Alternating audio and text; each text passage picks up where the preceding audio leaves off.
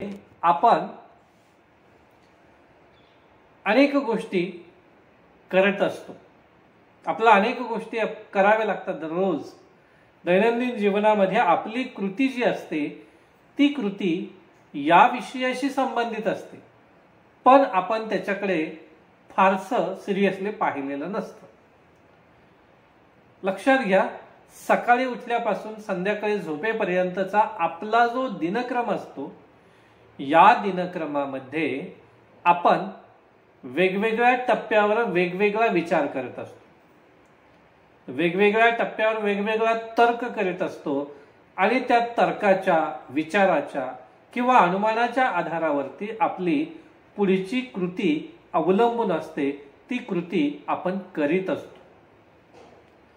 सकाळी उठायला उशीर झाला तर आपल्याला जर 8 वाजता तास असेल आणि सकाळी उठायला उशीर झाला तर 8चा तास आपल्याला सापडण्यासाठी आपण काही आपली जी दैनंदिन कामं आहेत ती कामं घाई गडबडीत उरकतो, किंवा काही कामं आपण म्हणतो की 8 तास झाल्यानंतर करूया.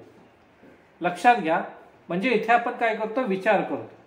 इथे आपण तर्क करतो. आता माझ्याकडे कमी वेळ आहे आणि कमी वेळात मला ह्या सर्व गोष्टी करायच्या असेल तर मला किती स्पीडनं हे काम करावं लागेल याचाही विचार आपण करतो. आपलं बस स्टँड असेल, हे प्रत्येक गावामध्ये एसटी एखाद्या ठिकाणी येते, त्याला आपण साधारणपणे बस स्टँड असं म्हणतो किंवा बस स्टॉप असं म्हणतो. बस स्टॉपला जाण्यासाठी आपल्या घरापासून 15 मिनिट लागत असतील नेहमी. नेहमीचा विचार करता साधारणपणे आपल्याला 15 मिनिटं लागतात, पण आज उशीर झालेला आहे आणि उशीर झाल्यामुळे माझ्या हातात 10च मिनिटं आहेत, पण मला एसटी पकडायची आहे. तर तिथे आपण विचार करतो की माझं त्या बस स्टँडला पोहोचणं आवश्यक आहे आणि त्यासाठी मग माझं स्पीड किती असलं पाहिजे चालण्याचं, हा तर्क आपण करतो, हा विचार आपण करतो आणि त्या दृष्टिकोनातून आपण आपली गती वाढवत असतो. लक्षात घ्या, कधी कधी आपण शॉर्टकट वापरतो. अशा अनेक गोष्टी आपण विचाराच्या साह्यानं, तर्काच्या साह्याने करीत असतो. हे निश्चितपणे आपलं आयुष्य आणि तर्क किंवा अनुमान आणि विचार ह्या सगळ्या गोष्टी एक आपल्या आयुष्याशी संबंधित आहे. प्रत्येक जण त्याचा विचार करत असतो, फक्त त्याचा जो मूळ विषय आहे तो विषय आपल्याला माहित नसतो. तो विषय तर्कशास्त्र. लक्षात घ्या, आपण जे काही एखादी स्पर्धा परीक्षा असते, लहानपणापासून बघा मंथन सारख्या परीक्षा आहेत, अगदी 2री पासून असणारी परीक्षा आहे, तिथे देखील मुलांना एखादा प्रश्न विचारला जातो आणि त्याचे 4 पर्याय दिलेले जातात आणि त्याच्यामधून आपल्याला एखादं उत्तर शोधायचं असतं. तेव्हा आपण काय करतो, तर आपण पाठ केलेलं असेल तर उत्तर आपल्याला सापडतं. बरेचसे प्रश्न पाठ केलेल्या उत्तरांवरती आधारित असतात, पण काही प्रश्न असे असतात की जे समोर प्रश्न दिसल्यानंतरच त्याचं उत्तर शोधावं लागतं. आणि ते जे प्रश्न आहेत ते प्रश्न तार्किक बुद्धिमापनाचे असतात. लॉजिकल रिझनिंग ज्याला आपण म्हणतो, त्या लॉजिकल रिझनिंगचे प्रश्न असतात आणि तिथं आपल्या बुद्धीचा कस लागतो. तिथं आपल्याला विचार करावा लागतो. तिथं आपण आपल्या तर्काचा आधार घेत असतो की असं झालं तर काय होईल, तसं झालं तर काय होईल, अशा पद्धतीने हे उदाहरण सोडवलं तर ते सुटेल का, म्हणजे अशा प्रकारचे अनेक तर्क आपण करत असतो. म्हणून तर्कशास्त्र हा विषय अनेक क्षेत्रामध्ये उपयुक्त ठरतो. काल मी तुम्हाला सांगितलं होतं, न्यूटनला शोध लागला गुरुत्वाकर्षणाचा, पण न्यूटनला गुरुत्वाकर्षणाचा शोध लागण्यापूर्वी देखील गुरुत्वाकर्षण होतच. ते नव्हतं असं म्हणता येत नाही. गुरुत्वाकर्षण हे होतं, फक्त कुठंतरी ते न्यूटनला लक्षात आलं आणि त्याने ते सांगितलं. जेम्स वॅटने शोध लावला, वाफेमध्ये शक्ती असते.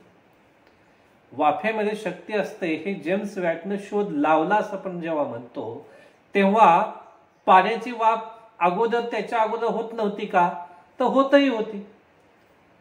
पातेल्यात पाणी ठेवलं त्याच्यावर आणि त्याला खालून जाळ लावला, त्याच्यावर झाकण ठेवलं तर पाणी उकळतं. आणि उकळणाऱ्या पाण्यामुळे पाण्याची वाफ होऊन ते झाकण हलू लागतं. हे अगोदरही इतरांच्या बाबतीत घडलेलं असेल, पण न्यूटनला ते क्लिक झालं, सॉरी जेम्स वाईटला ते क्लिक झालं आणि जेम्स वाईटनं तो एक विचार मांडला आणि तोच पुढे वाफेमध्ये शक्ती असते या नियमाकडे तो गेला. लक्षात घ्या, विज्ञानाचे कोणतेही नियम तर्कावरतीच आधारित असतात. तर्कानेच त्याची सुरुवात होत असते. तर्काच्या साह्याने तो नियम विकसित होत असतो. चाकाचा शोध लागला खूप आधीच्या काळामध्ये, म्हणजे जेव्हा आदिमानव होता तेव्हा आदिमानवाच्या काळातच तो शोध लागलेला आहे. लक्षात घ्या, जेव्हा आदिमानव होता आणि तो जंगल वगैरे तोडत होता किंवा जंगलातली लाकडं वगैरे तोडत होता आणि त्याला दूर लाकडं घेऊन जाणं अशक्य होतं. सुरुवातीच्या काळात त्याला काही चाकाचं वगैरे काहीच कल्पना नव्हती. तेव्हा तो ते लाकडाचे ओंडके ढकलत ढकलत गोल गोल फिरवत फिरवत तो पुढे घेऊन जायचा. नंतर त्याच्या लक्षात आलं की अरे असं गोल गोल आपण फिरवतो आहोत, तर अशा पद्धतीचं काही आपल्याला करता येईल का? तर त्याने मग ते चाक तयार केलं. म्हणजे इथे कल्पनाशक्ती आहे आणि या कल्पनाशक्तीला जोड असते ती तर्काची. जे जे शोध लागतात, जे जे नव्यानं तंत्रज्ञान येतं, त्या नव्यानं येणाऱ्या तंत्रज्ञानाच्या पाठीमागे तर्क असतो, विचार असतो, अनुमान असतं की असं केलं तर काय होईल, तसं केलं तर काय होईल, आणि मग त्या दिशेनं आपण विचार प्रवृत्त होतो. आज तंत्रज्ञान खूप मोठ्या पद्धतीनं विकसित होताना आपल्याला दिसतं. तंत्रज्ञानाचा खूप मोठा वाटा आज आपल्या समोर आलेला आहे किंवा त्यामध्ये तर्काचा खूप मोठा आधार आहे. विचार करावाच लागतो. कोणतीही कंपनी घ्या, प्रत्येक कंपनीमध्ये R&D नावाचा एक विभाग असतो. त्यालाच रिसर्च अँड डेव्हलपमेंट असं म्हटलं जातं. या रिसर्च अँड डेव्हलपमेंट विभागामध्ये काय होतं, तर तिथे जे नवीन तंत्रज्ञान उदयाला आणायचं आहे किंवा नवीन तंत्रज्ञान भविष्यात येऊ शकतं त्यावरती प्रयोग केले जातात. तशा प्रकारचं एखादं साधन तयार केलं जातं. तुम्ही कधी पाहिलं असेल की रस्त्याने येता जाता आपल्याला काही वाहनं दिसतात की ज्या वाहनांवरती कापड टाकलेलं असतं बघा, दरवाजे झाकलेले असतात किंवा बॉनेट झाकलेलं असतं, त्याला नंबर वगैरे काही नसतो किंवा त्याच्यावर पट्टे मारलेले असतात, काळा पांढरा पट्टा मारलेला, असे काही वाहनं दिसतात. ती टेस्टिंगला आलेली वाहनं असतात आणि हे म्हणजेच पुढचं तंत्रज्ञान असतं. म्हणजे भविष्यात ही गाडी, या गाडीचं टेस्टिंग झालं की मग ती सर्वसामान्यांसाठी उपलब्ध होत असते. म्हणजेच लक्षात घ्यायचं की तंत्रज्ञान जे आहे ते तंत्रज्ञान विकसित होत असतं. विकसनशील अवस्थेतून ते विकसित अवस्थेकडे जात असतं आणि त्यासाठी गरज असते विचार करण्याची. आपल्या प्रत्येकानं जर स्वतः मध्ये डोकावून पाहिलं तर लक्षात येतं की आपण कधीही विचार न करता थांबू शकत नाही. आपला एकही दिवस, एकही क्षण असा नसतो की जेव्हा मी विचारच करत नाही. विचार प्रत्येक जण करत असतो आणि प्रत्येक वेळी करत असतो, प्रत्येक क्षणी करत असतो. सकाळी उठल्यापासून झोपेपर्यंत आणि किंबहुना झोपेमध्येही आपण विचार करत असतो आणि तेव्हा आपल्याला काही स्वप्न देखील पडतात. लक्षात घ्या, दिवसभरामध्ये आपण जो काही विचार केलेला असतो, दिवसभरामध्ये जे काही आपण पाहिलेलं असतं त्याचं प्रतिबिंब हे आपल्या स्वप्नांमध्ये देखील पडताना दिसतं. मग लक्षात घ्यायचं की आपलं हे विचारचक्र कायमच सुरू असतं. मनुष्य जन्माला आल्यापासून मरेपर्यंत आणि सकाळी उठल्यापासून संध्याकाळी झोपेपर्यंत आणि किंबहुना झोपेमध्ये देखील तो विचार मग्न असतो. तो तर्क करत असतो, तो अनुमान करीत असतो, ह्याच्यानंतर काय घडेल किंवा त्याच्यानंतर काय घडेल असा विचार तो करत असतो. तुमच्या हातामध्ये आज तंत्रज्ञान आहे, खूप मोठं तंत्रज्ञान आहे. तुम्ही इथे ऑनलाईन जॉईन झालेला आहात. गुगल मीट आहे, झूम आहे किंवा इतर प्लॅटफॉर्म आहेत, त्या माध्यमातून आपण घरी बसून तास करतो. हे एक मोठं तंत्रज्ञान गेल्या 2 वर्षामध्ये आपल्याला दिसून येतं. याच्या अगोदर त्याचा फारसा संबंध आपल्याशी नव्हता. का हा संबंध निर्माण झाला? कारण परिस्थिती जशी निर्माण होईल त्या परिस्थितीनुसार आपण त्या परिस्थितीवरती मात करण्याचा प्रयत्न करतो आणि तो मात करण्याच्या प्रयत्नामध्ये आपण ऑनलाईन शिकायला आलेलो. हे ऑनलाईन शिक्षण घेणे हे गरजेचं पडतं. का? कारण आपल्याला या काळामध्ये, हे कोरोनाच्या या संकटामध्ये आपल्याला एकत्र येण्यावरती बंदी आहे. हे स्वतःचं आणि इतरांचं आरोग्य जर आपल्याला सुरक्षित ठेवायचं असेल आणि शासन यंत्रणेवरचा ताण जर आपल्याला कमी करायचा असेल तर सगळेजण आपापल्या घरी राहून शिक्षणाची ही प्रक्रिया उत्तमपणे, सदोदितपणे पार कशी पाडली जाईल यासाठी हे तंत्रज्ञान आज उपयुक्त ठरत आहे. ऑनलाईन क्लासेस आपले होत आहेत, ऑनलाईन परीक्षा आपल्या होत आहेत आणि त्याच पद्धतीने ऑनलाईन निकाल देखील लागलेले. पूर्वी कधीही एवढा विचार नव्हता केला गेला, पण जशी परिस्थिती असेल त्या परिस्थितीनुसार विचार केला की त्याच्यातून मार्ग मिळतो. फक्त त्यासाठी विचार, तर्क, अनुमान या गोष्टी आपल्याला कराव्या लागतात. आज आपल्या हातामध्ये असलेला मोबाईल, काल घेतलेला मोबाईल, त्याचं तंत्रज्ञान आज नव्याने वेगळं असतं. कारण त्याच्यामध्ये कायमच त्या तंत्रज्ञानामध्ये बदल होताना आपल्याला दिसतात. तो बदल हा तंत्रज्ञानाचा भाग असतो. बदल का होतो? कारण कुणीतरी तिथं विचार करत असतं, कुणीतरी विचार करून नव्यानं काहीतरी आणलेलं असतं. विज्ञान आणि तंत्रज्ञान या 2 गोष्टी आहेत. या 2 गोष्टी जरी वेगळ्या आपल्याला वाटत असल्या तरी विज्ञानावरतीच आधारित पुढे तंत्रज्ञान निर्माण होत असतं. Practical use of scientific knowledge is called technology असं म्हटलं जातं. म्हणजे जे विज्ञान आहे या विज्ञानाचा व्यावहारिक उपयोग कुठं होतो तर तो तंत्रज्ञानाच्या माध्यमातून होत असतो. विज्ञान एखादा सिद्धांत मांडतं आणि त्या सिद्धांतावर ते आधारित पुढे जाऊन तंत्रज्ञान निर्माण होतं. आज आपण पाहतो रस्त्यावरती खूप वाहनं झालेले आहेत आणि या वाहनांमधून खूप मोठ्या प्रमाणात प्रदूषण देखील आपण अनुभवतो आहोत.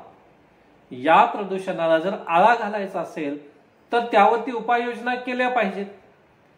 त्यासाठी आपला विचार करावा लागेल आणि मग हा विचार आपण करायला सुरुवात करतो आणि त्याच विचारातून आज आपण पाहतो तंत्रज्ञान बदलत चाललेलं आहे. या तंत्रज्ञानामुळं आज सीएनजी वरची वाहनं आलेली आहेत. पेट्रोल, डिझेल ही पारंपरिक पद्धतीची इंधन आहे.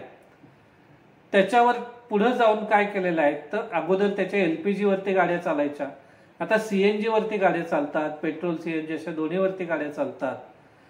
आज नव्यानं जे तंत्रज्ञान आलेलं आहे ते तंत्रज्ञान हे इलेक्ट्रिक वाहनांचं तंत्रज्ञान आहे. इलेक्ट्रिक वाहनं आता धावू लागलेले आहेत रस्त्यांवरून, बसेस धावू लागलेल्या आहेत, रेल्वे तर धावतातच आहे. हे 4 व्हीलर किंवा ट्रक देखील इलेक्ट्रिक वाहनं म्हणून ते आज इथं उदयाला आलेले आहे. म्हणजे हे तंत्रज्ञान काय येतं कारण कोणीतरी विचार करत असतं. आपल्याच सारखं कुणीतरी असतं की जे विचार करत असतं, फक्त ते त्या फील्डमध्ये असतं. मगाशी सांगितल्याप्रमाणे प्रत्येक कंपनीमध्ये R&D हा विभाग असतो आणि तिथं असा विचार केला जातो की भविष्यात काय असलं पाहिजे. भविष्यात पेट्रोल डिझेल हे संपणार आहे.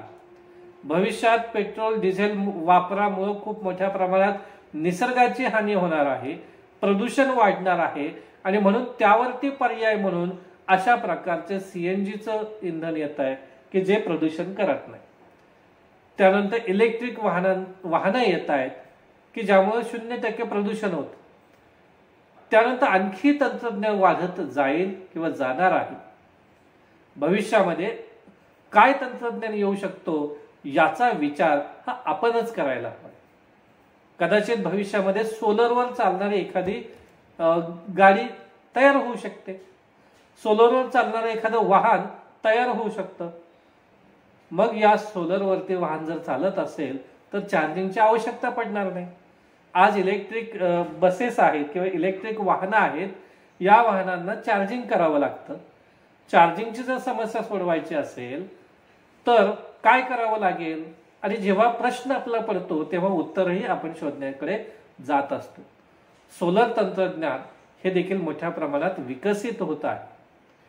हे तंत्रज्ञान आपल्याला फुकटची वीज मिळवून देतं, फक्त त्यासाठी प्रयत्न करावे लागतात. अशा प्रकारचं तंत्रज्ञान जर वाहनांमध्ये वापरता आलं आणि त्यातून मोठ्या प्रमाणात इलेक्ट्रिसिटी जनरेट झाली तर वाहनं देखील आपोआप या सोलर एनर्जीवरती चालू शकते. या आणि यासारख्या अनेक गोष्टी आहेत. मग हायड्रोजन इंधन आहे, हायड्रोजन इंजिनवर देखील वाहनं चालू शकतात. त्याही प्रकारचं तंत्रज्ञान आता येऊ घातलेलं आहे. त्याचप्रमाणे अणुऊर्जेवरती देखील या ठिकाणी काही वाहनं निर्माण होऊ शकतात. पाणबुडी सारखं एक युद्धासाठी वापरलं जाणारं साधन आहे. पाणबुडी सारखं साधन हे अणुऊर्जेवरती चालतं. 6-6 महिने किंवा वर्ष ते पाण्यामध्ये राहतं, कारण त्याची त्याला जी एनर्जी हवी आहे ती संपूर्ण एनर्जी आण्विक पद्धतीने निर्माण केली जाते, अणुऊर्जेच्या माध्यमातून निर्माण केली जाते. मग त्यातून ऑक्सिजनही जनरेट केला जातो तिथं राहणाऱ्या लोकांसाठी, आणि जी आवश्यकता आहे ती त्या ऊर्जेपासून मिळवली जाते. लक्षात घ्या, अशा प्रकारचं तंत्रज्ञान विकसित होत आहे का? कारण त्या क्षेत्रातील लोक तसा विचार करतात. विज्ञानामध्ये जे शोध लागले ते सर्व शोध हे तर्काच्या आधारावरती लागले. तर्क केला म्हणून अशा प्रकारचे शोध लागले. जर तर्क केला नसता, अनुमान केलं नसतं तर अशा प्रकारचे शोध लागलेच नसते. म्हणून आपण सर्वांनी लक्षात घ्यायचं आहे की आपण विचार करतो. जो मनुष्य आहे तो विचारी आहे आणि तो विचार करतो. तुम्हाला एखादी कविता लिहायची असेल, विचार करावा लागतो. एखादा निबंध लिहायचा असेल, विचार करावा लागतो. त्याचप्रमाणे एखादं गाणं म्हणायचं असेल, एखादं वाद्य वाजवायचं असेल तर तो विचार करूनच आपला ते गाणं म्हणावं लागतं किंवा ते वाद्य वाजवावं लागतं. आपलं कौशल्य दाखवण्यासाठी प्रत्येक वेळी विचार, तर्क या गोष्टी कराव्या लागतात. विचार आणि तर्क हेच आपल्या यशाचं रहस्य असतं किंवा ते आपला पुढे घेऊन जात असतं. मग इथे एक गोष्ट लक्षात घ्यायची आहे की आपण ही जी धडपड करतो, म्हणजे तुम्ही पहिलीपासून आजपर्यंत शिकत आलेला, इथून पुढेही आपल्याला शिकायचं आहे. काहीतरी ध्येय असेल आपलं, आणि जे ध्येय आहे त्या ध्येयासाठी आपण प्रयत्नशील असतो. ध्येय गाठणं म्हणजे काय? तर यश मिळवणं असतं. मग हे यश कशा पद्धतीने मिळवायचं, त्या यशाची आपल्याला आवश्यकता का आहे, या सगळ्या गोष्टींचा विचार केला तर आपला मार्ग मिळतो. जर ध्येयच आपण ठेवलं नाही तर मार्ग सापडणार नाही, आणि मार्ग सापडला नाही तर आपण यशस्वी होऊ शकणार नाही. म्हणून यशाच्या दिशेने जाण्यासाठी आपल्याला तर्क करावा लागतो, अनुमान करावं लागतं, आणि त्या तर्क आणि अनुमानाच्या साहाय्याने आपण पुढे जात असतो. तर्कशास्त्र हा जो विषय आहे तो विषय आपला याच गोष्टी शिकवत असतो की तुम्हाला तुमचं ध्येय गाठायचं असेल तर विचार करावा लागेल. त्याच्या व्याख्या देखील आहेत तर्कशास्त्राच्या. एक पहिली व्याख्या सांगितली जाते, तर्कशास्त्र हे विचारांचं शास्त्र आहे. म्हणजे कोणाचं शास्त्र आहे? तर आपल्या डोक्यामध्ये जे विचार येतात त्या विचाराचं शास्त्र म्हणजे तर्कशास्त्र आहे. कोणीही कधीही एकही दिवस किंवा एक तासही किंवा 10 मिनिटं देखील कोणीही व्यक्ती विचार न करता राहू शकेल असं घडणार नाही. म्हणजे विचाराशिवाय माझा काल दिवस गेला असं कोणीच म्हणू शकणार नाही. ठरवून घ्या तुम्ही, एक दिवस मी विचारच करणार नाही असं जरी तुम्ही ठरवलं तरी ते शक्य होणार नाही. म्हणजे नको ते देखील विचार आपल्या मनामध्ये येत असतात आणि हवे ते देखील विचार आपल्या मनामध्ये येत असतात.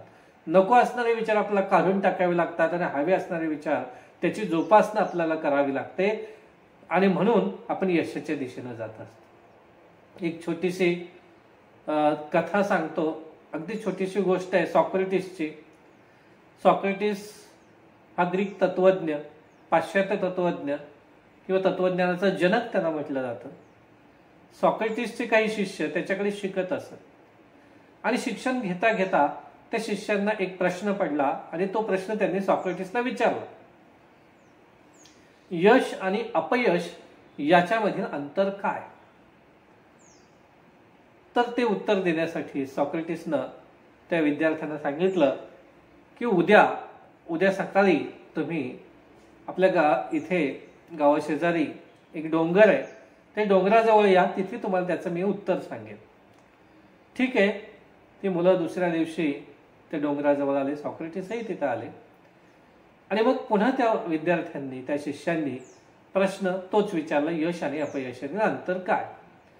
त्यावेळेस जे उत्तर सॉक्रेटिसने दिलं, म्हणजे उत्तर देण्यापूर्वी त्याने एक अट घातली की त्या डोंगराच्या जवळ, त्या डोंगराच्या पायथ्याला एक मोठा दगड होता, तो दगड आपल्या सर्वांना वरती घेऊन जायचा. ते विद्यार्थी म्हणले ठीक आहे, हरकत नाही, आम्ही तो दगड वरती घेऊन जातो, तेव्हा आम्हाला उत्तर सांग. ती मुलं त्या दगडाला वरती लोटू लागली, वरती घेऊन जाण्याचा प्रयत्न करू लागली. तो दगड वरती जात होता, थोडा थोडा वरती जात होता, पुन्हा घसरून खाली येत होता. पुन्हा असे प्रयत्न त्या मुलांचे चालू होते. दगड वरती जायचं, पुन्हा खाली यायचा आणि त्यामध्ये काही विद्यार्थी जखमी देखील झाले, त्यांना काही थोडंफार लागलं देखील. पण त्यांचा दृढ निश्चय हा खूप मोठा होता. त्या विद्यार्थ्यांनी शेवटी तो दगड डोंगरावरती पोहोच केला आणि डोंगरावरती पोहोच केल्यानंतर आता त्यांना अपेक्षा होती सॉक्रेटिसनं उत्तर सांगण्याची. त्या आशेने ते सॉक्रेटिसकडे पाहू लागले. सॉक्रेटिसनं पुन्हा एकदा त्यांना सांगितलं की हा जो दगड तुम्ही वरती आणलेला आहे, तो दगड आता आपला खाली न्यायचा आहे, मग मी तुम्हाला उत्तर देतो. त्यापैकी एक विद्यार्थी म्हटला की जर दगड वरतीच खालीच न्यायचा होता तर वरती आणण्याची आवश्यकता काय? पण तरी देखील त्याने आणखी एक उत्तर दिलं. तो म्हटला की या दगडाला थोडासा धक्का जरी दिला तरीही तो खाली जाईल, इथे परिश्रमाची आवश्यकता नाही. आणि मग सॉक्रेटिस त्यांना उत्तर देतात की यशासाठी खूप झगडावं लागतं. जसा तुम्ही खालून वरती दगड आणला, तो दगड आणताना तुम्हाला किती झगडावं लागलं, तुम्ही जखमी झाला, तो दगड पुन्हा खाली जात होता, पुन्हा तुम्ही तो वरती आणत होता आणि शेवटी महत् प्रयत्नाने, खूप मोठ्या प्रयत्नाने तो दगड तुम्ही वरती आणला. एवढे कष्ट हे यश मिळवण्यासाठी आवश्यक असतात. तर नुसत्या धक्क्यानं देखील अपयश येतं, नुसत्या एखाद्या छोट्याशा चुकीनं देखील अपयश येतं. जसं दगडाला धक्का दिला की तो खाली जातो, तसं एखाद्या धक्क्यानं देखील अपयश येतं. लक्षात आपलं यातून एवढंच घ्यायचं आहे की आपल्याला यशस्वी व्हायचं असेल तर स्वतः विचार करायचा आहे, कष्ट करायचे आहेत, अभ्यास करायचा आहे, प्रयत्न करायचा आहे, आत्मविश्वास तो आपल्याकडे असला पाहिजे, त्या दिशेने आपल्याला जाता आलं पाहिजे. योग्य काय, अयोग्य काय, या सगळ्या गोष्टींचा विचार हा आपल्यालाच करायचा आहे. दुसरे सांगतात म्हणून आपण त्या वाटेनं जायचंय का, निश्चितपणे त्याचा विचार करायचा. दुसरे जर बाकीचे लोक मार्गदर्शन करत असतात, पण शेवटी निर्णय हा आपल्यालाच घ्यावा लागतो. आपली क्षमता काय आहे त्या क्षमतेनुसार आपल्याला निर्णय घ्यावा लागतो. ती क्षमता आपल्याला पुढे घेऊन जात असते. म्हणून तर्क, अनुमान या गोष्टी आपल्याला आवश्यक आहेत. त्या आवश्यक गोष्टींचा विचार हा आपण नक्कीच करायला हवा. प्रत्येकाने तो करायला हवा. मी करतो आहे, तुम्ही तो करायचा आहे. म्हणूनच जी व्याख्या मगाशी म्हटलं की तर्कशास्त्राची एक व्याख्या पहिली आहे.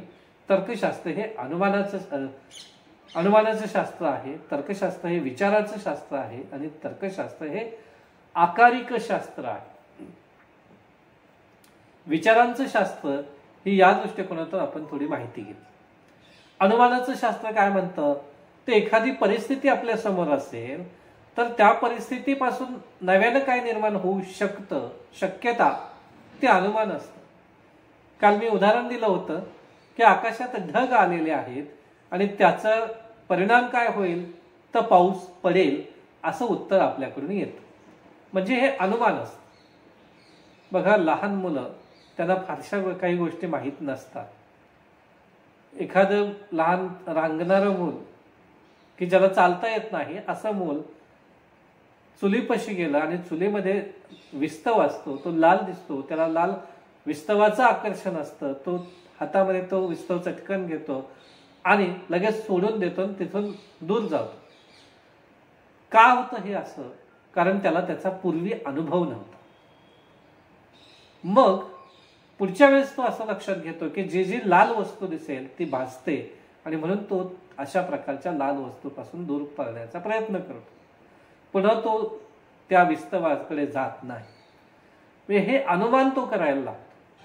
अशा प्रकारचे अनेक अनुमान आपण करीत असतो, प्रत्येक जण आपल्यापैकी करीत असतो आणि म्हणून आपल्याला आपल्या आयुष्याला एक दिशा मिळत असते की एवढा अभ्यास केल्यानंतर एवढे मार्क पडतील. हे एक अनुमान तुम्ही करताच. 12वीला मला एवढे टक्के पाहिजेत तर मला किती तास वेळ अभ्यास करावा लागेल हा विचार आपण केलेलाच असेल. किंवा एवढ्या मी पेपरमध्ये लिहिलेलं आहे मग मला मार्क किती पडतील हे अनुमान तुम्ही केलेलंच होतं. की मी चांगला अभ्यास केला, चांगला पेपर दिला म्हणजे मला चांगले मार्क मिळतील, अशा प्रकारचं अनुमान हे आपण केलेलं असतं. आपण ते केलेलं होतं, तुम्ही ते केलेलं होतं आणि अपेक्षित मार्क आपल्याला पडले की आपल्याला त्याचा आनंद होतो. पण अपेक्षित असे मार्क नाहीत मिळाले की मात्र आपल्याला दुःख येतं, आपण नाराज होतो. लक्षात घ्या, हे देखील अनुमानानंच करत असतो. आपण अनुमानाच्या आधारावरती अनेक गोष्टी करीत असतो. एखादा मातीचा गोळा आपल्याकडे दिला आणि तुम्हाला सांगितलं, तुमच्याकडे तो मातीचा गोळा दिला आणि सांगितलं की तुम्हाला यामधून काय बनवता येईल ते तुम्ही बनवा. प्रत्येक जणाच्या डोक्यामध्ये वेगळी कल्पना येईल. कुणी त्याचं गणपती बनवेल, कुणी त्याचा मारुती बनवेल, कुणी त्याचं एखादं मातीचं भांडं बनवेल, कोणी त्याची काठी बनवेल, कोणी आणखी काय काय बनवेल. म्हणजे ज्याच्या डोक्यात जे येईल तो ते बनवेल. लक्षात घ्या, म्हणजे काय करतो आपण तर अनुमान करतो, तर्क करतो आणि त्या तर्काला आपल्या विचाराच्या साह्यानं आकार देत असतो. गणपती म्हटलं की त्याला सोंड असली पाहिजे, त्याचं उदर मोठं असलं पाहिजे, म्हणजे पोट मोठं असलं पाहिजे, ही एक कल्पना कायमच आपल्या डोक्यात असते आणि त्या कल्पनेच्या साह्यानं आपण त्या मातीच्या गोळ्याला आकार देत असतो. एखादं भांडं आपण मातीचं बनवत असतो. मातीचा तवा बनवतात, मातीचा गडवा बनवतात, मातीचा मडका बनवतात, मातीचा रांजण बनवतात. प्रत्येक जण वेगवेगळं काहीतरी करत असतो. म्हणजे वेगवेगळं करतो का? कारण त्याच्या डोक्यातले विचार हे वेगळे असतात. प्रत्येकाच्या डोक्यातला विचार वेगळा असतो आणि म्हणून त्या पद्धतीनं आपण विचार करत असतो, अनुमान करत असतो, तर्क करत असतो आणि त्या माध्यमातून आपण पुढे जात असतो. या आणि यासारख्या अनेक गोष्टी आपल्या बाबतीत घडतात. त्याचा विचार हा आपण तर्कशास्त्राच्या माध्यमातून करतो. अनुमान हे कायमच आपल्याला करावं लागतं. लक्षात घ्या, तुम्ही बस स्टँडला गेलेला आहात, 7:10 गाडी आहे आणि 7:10 गाडी आलीच नाही. तुम्ही वेळेत पोहोचलेला आहात पण गाडी वेळेत आलेली नाही, तर तिथं आपली विचार प्रक्रिया सुरू होते. तिथं आपण अनुमान करायला सुरुवात करतो की आज गाडी पंक्चर झाली असली पाहिजे. त्यानंतर आणखी विचार करतो की आज ड्रायव्हर उपलब्ध नसला पाहिजे. त्यानंतर आणखी विचार करतो की आज कंडक्टर उपलब्ध नसला पाहिजे. त्यानंतर आणखी विचार करतो की गाडीचे ब्रेक फेल झाले असतील किंवा गाडी खराब झाली असेल म्हणून आली नसेल. आणखी विचार आपण करतो, खूप विचार करायला लागतो आपण. म्हणजे असा विचार करून म्हणजे काय करतो आपण तर अनुमान करत असतो की असं असलं पाहिजे, ते तसं असलं पाहिजे किंवा ते असं घडलं असलं पाहिजे म्हणून ही परिस्थिती आलेली आहे. आजही आपल्या समोर अशा प्रकारच्या अनेक परिस्थिती येतात की जेव्हा अनपेक्षितपणे आपल्याला काही गोष्टी साध्य होत नाही आणि मग त्या साध्य का होत नाहीत तर त्याचाही विचार करतो, विश्लेषण करतो आणि ते आपण एकत्रपणे मांडण्याचा प्रयत्न करत असतो. म्हणून आपल्याला प्रत्येकच वेळी अनुमान, तर्क, विचार या तीनही गोष्टी घेऊन पुढे जावं लागतं. ते आपण जातच असतो. तर्कशास्त्रामध्ये या 3 गोष्टी महत्वाच्या ठरतात. खरं तर या 3 गोष्टी जरी वेगवेगळ्या दिसत असल्या तरी त्या एकमेकांशी संलग्न आहे. आपला विचार कधी थांबत नाही, आपला तर्क कधी थांबत नाही आणि आपण कधीही अनुमान केल्याशिवाय राहत नाही. साधा चहा पिताना देखील आपण अनुमान करतो चहा किती गरम आहे हे आपल्या लक्षात येतं आणि मग तो पिताना कशा पद्धतीने पिला पाहिजे याचंही आपण अनुमान करतो. याबद्दलही आपण विचार करतो किंवा तर्क करतो की थोड्या वेळ थांबावं, म्हणजे थोडासा थंड होईल आणि थोडा थंड झाला की मग मी पिईन. म्हणजे लक्षात घ्यायचंय की अशा प्रकारचं देखील अनुमान आपण करीत असतो, असा तर्क करत असतो. भाकरी तुम्ही थापता तेव्हा ती भाकरी थापताना गोलच झाली पाहिजे आणि मग त्यासाठी कशा पद्धतीने आपल्या हाताची हालचाल असली पाहिजे असाही विचार आपल्याला करावाच लागतो.